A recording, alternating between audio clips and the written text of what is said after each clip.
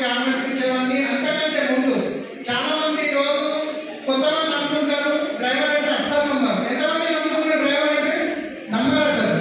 కొత్త వాళ్ళు మాత్రం ఫస్ట్ టైం వచ్చినప్పుడు నమ్మరు. ఎందుకు నమ్మాలంటే బయట గెలిచింది, మీద సూట్ ఉంది, నెలకి 13 లక్షలు వస్తుంది, ఏవో అబద్ధాలు చెప్తారు, క్రియేట్ చేసి చెప్తారు అనుకుంటారు. అందుగురించి నేను ఏం చేశానంటే ఫస్ట్ నేను చిన్న ఉన్నప్పటి నుంచి వెస్టింగ్కి వచ్చినప్పుడు ఏ టైంలో ఎలాంటి వర్క్ చేసినప్పుడు అన్ని ఫోటోలతో పాటు తీసి పెట్టాను. అది ఆల్రెడీ యూట్యూబ్లో ఉంది.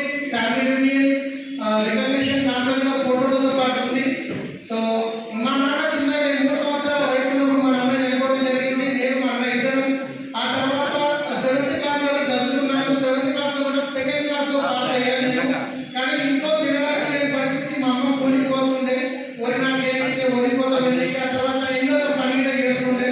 సో నేను ఇంకా స్కూల్ ఆధారం నీకున్నప్పుడు నేను ఇంకా మా అమ్మతో పాటు వరిపోతా బయటికి పోతుంటే, రాత్రిగా గడ్డి ఇంట్లో పోతుంటే. ఎందుకంటే మా నాన్న లేదు, కూలినాలు చేసి అప్పుడు అలాంటి లైఫ్ ఉండేవాడిని. ఆ తర్వాత 7th క్లాస్లో ఇంకా ఇంట్లో తినడానికి కష్టమవుతుందని స్కూల్ పనిచేసి బీటీఏలో యాక్సిడెంట్లో 450 రూపాయలకి నేను పని స్టార్ట్ చేశాను. అక్కడితో ఆగకుండా మళ్ళీ పక్కనే కోళ్ళ ఫారం స్టార్ట్ అయితే రోజు 50 రూపాయలు లెక్క ఇచ్చేదన్నమాట. ఇక్కడేమో 400, 500 జీతం వస్తే అక్కడేమో 1500 వీక్లీ పేమెంట్ ఉండేది. కోళ్ళ ఫారంలో కూడా పనిచేశాను. కోళ్ళ ఫారంలో పనిచేసినప్పుడు అక్కడ ఒక ట్రాక్టర్ ఉండే, ఆ డ్రైవర్ ఎక్కువ నీళ్లు పెడుతుండే. సో దాంట్లో నేను డ్రైవర్గా నేర్చుకొని కోళ్ళ ఫారంలో అయితే 1500 వస్తుంది, డ్రైవర్గా బయట అయితే ఎక్కువ జీతం వస్తుందని మళ్ళీ బీటీఏలో ఒక అంబాసిడర్ కార్ మీద డ్రైవర్గా స్టార్ట్ చేశాను. ఎవరి దగ్గర అంటే ఈరోజు నాకు బిజినెస్ ఆపర్చునిటీ ఇచ్చిన అరుణకుమారి మేడం వాళ్ళ దగ్గర నేను క్యాబ్ డ్రైవర్గా పనిచేస్తుంటే అంబాసిడర్ కార్ ఉండేది. 1 ఇయర్ తర్వాత వాళ్ళ కార్ ఒకే రిపేర్ వస్తుందని చెప్పేసి వాళ్ళ కార్ వేస్తే మళ్ళీ వేరే అవకాశం లేక నేను సిటీలో ఒక మెకానిక్ ఎక్స్పర్ట్ ఉంటే ఆయన ద్వారా ఒక గజల్ శ్రీనివాస్ అని సింగర్ ఉంటే ఆయన దగ్గర డ్రైవర్గా పనిచేసి 8 నెలలు. ఆ తర్వాత అక్కడ నుంచి మళ్ళీ టీసీఎస్ హైటెక్ సిటీలో టీసీఎస్లో ఒక ఎంప్లాయీ దగ్గర వాళ్ళ దగ్గర కొన్ని సంవత్సరాలు పనిచేశాను. వాళ్ళ దగ్గర పనిచేసినప్పుడు అప్పుడు నా పెళ్లి అవడం జరిగింది. పెళ్లి అయినప్పుడు అప్పుడు నా జీతం 60,000 అనమాట. సో మన బాణూరు నుంచి హైటెక్ సిటీకి డైలీ అప్ అండ్ డౌన్ చేయాలి, ఈ బస్ కిరాయి డబ్బులు కావాలి. సో ఇంట్లో ఖర్చులకు పెళ్లి అయింది, పాప పుట్టింది, ఖర్చులు పెరిగినాయి, ఇంకేమైనా చేయాలి, డబ్బులు సరిపోతాయి అని చెప్పేసి డైలీ డ్యూటీ చేసుకుంటే నైట్లో వచ్చేసి ట్యాక్సీ నడిపిస్తుంది. సిటీ ట్యాక్సీ అని మార్కెట్ ఉండేప్పుడు బేగంపేట ఎయిర్పోర్ట్ ఉన్నప్పుడు అయినా సరిపోతుంది, ఏదైనా చేయాలని ఆలోచనతో ఉన్నప్పుడు హైదరాబాద్లో Shamshabad international airport first time start అవ్వడం జరిగింది. అక్కడ 600 మెయిన్ క్యాబ్స్ అనేది రిక్వైర్మెంట్ ఉంది. డ్రైవర్లకు 600 మంది డ్రైవర్లు కావాలని డ్రైవర్ల ద్వారా తెలిసినప్పుడు మెయిన్ క్యాబ్లో వెళ్ళి అక్కడ ఇంటర్వ్యూ ఇవ్వడం జరిగింది. ఆ ఇంటర్వ్యూలో పాస్ అయ్యి ఆ తర్వాత వాళ్ళు మాకు క్యాబ్ ఇవ్వడం జరిగింది. ఆ మెయిన్ క్యాబ్లో ఎలా ఉండేది అంటే సిస్టమ్ వాళ్ళది, వాళ్ళు మాకు కంప్లీట్గా కార్ ఇచ్చేసేది.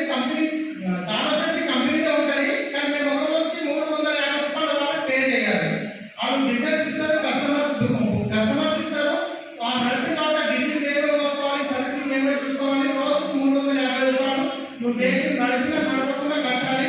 అలాంటి కండిషన్లో మాకు వెహికల్స్ ఇవ్వడం జరిగింది. స్టార్టింగ్లో చాలా మంచిగా నడిచింది, ఎందుకంటే కట్టేది తక్కువ, బిజినెస్ ఎక్కువ ఉండేది. కానీ పెరుగుతా వాళ్ళ 350, 400, 500, 600, 800, 1050 వరకు తీసుకెళ్ళారు. ఎప్పుడైతే రోజుకి 1050 రూపాయలు కట్టామో అప్పుడు బిజినెస్ తక్కువ ఉంది, డీజిల్ రేట్లు పెరిగినాయి. మేము కట్టలేకపోతున్నామని 600 మంది డ్రైవర్లు అన్ని వెహికల్స్ ఆపేసి ట్యాంక్ బండ్ మీద స్ట్రైక్ చేయడం జరిగింది. ఆ స్ట్రైక్ 45 రోజులు నడిచింది. ఈ 45 రోజులు రోజు పోవాలి, ఇంట్లో దినాన్ని పోయి ట్యాంక్ బండ్ మీద కూర్చోవాలి. మన దగ్గర ఏ వ్యక్తిని నడపనిచ్చే కాదు, మేలుగా విధంగా నడిస్తే నడవనిచ్చే కాదు, ఎందుకంటే స్ట్రైక్ ఉంటే మీరైనా నడుపుతారు. అట్లా 45 రోజులు గడిచింది. నెల నాటి మళ్ళీ ఇంటికి వస్తుంది. సో ఖర్చులు ఉంటాయి, పిల్లలు అవి. సో సరిపోతలేదు, ఈ స్ట్రైక్ ఎప్పుడు అయిపోతుందో ఇంకా అర్థం లేదు దీనికి అని చెప్పేసి నేనేం చేసినట్టు నాకు పెళ్లిలో కొంచెం బంగారం ఉంటే కుదరెట్టి కొంచెం 50,000 అప్పు తీసుకొని ఒక కార్ కొనుక్కున్నా. ఆ కార్ తీసుకొని నాకున్న పాత కస్టమర్లకి సర్వీస్ చేయడం స్టార్ట్ చేసాను. ఈ 600 వెహికల్స్ అన్ని బంద్ ఉన్నాయి కాబట్టి నాకు తెలిసిన ఫ్రెండ్స్ నాకు కాల్స్ బుకింగ్స్ ఇవ్వడం జరిగింది, సలీం కార్ కొనడం అని చెప్పేసి. సో ఆ టైంలో నాకు బుకింగ్స్ చాలా ఓవర్గా రావడం జరిగింది. సో నాతో పాటు మా ఫ్రెండ్స్ ఒక్కొక్క కార్ కొనడం స్టార్ట్ చేశాను. సో అప్పుడు డాక్టర్ అనే దగ్గర పోయి అటాచ్లో పెడితే ఒక నెలకి 7,000 రూపాయలు కట్టాలి. సో నేను మా ఫ్రెండ్స్కి ఏం చెప్పినట్టు నాకు హోటల్స్ నుంచి బుకింగ్ చాలా వస్తున్నాయి, మీరు నాకు నెలకి 2500 కట్టండి, నేను బిజినెస్ ఇస్తాను అని చెప్పేసి చిన్నగా ట్రావెల్స్ బిజినెస్ స్టార్ట్ చేసి ఒక వెహికల్తో 40